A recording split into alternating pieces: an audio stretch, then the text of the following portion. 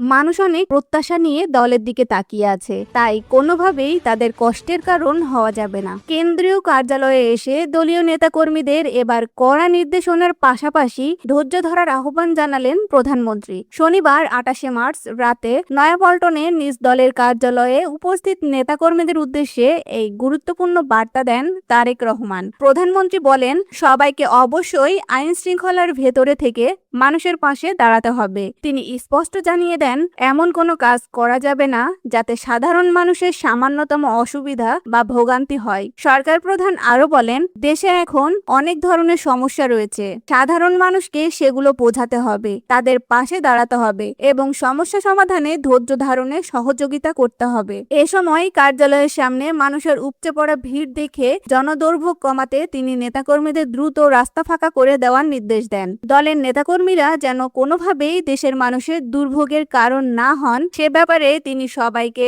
কঠোরভাবে সতর্ক করেন। পাশাপাশি রাস্তায় শৃঙ্খলা বজায় থাকলে তিনি আবারও দলীয় কার্যালয়ে আসার প্রতিশ্রুতি দেন।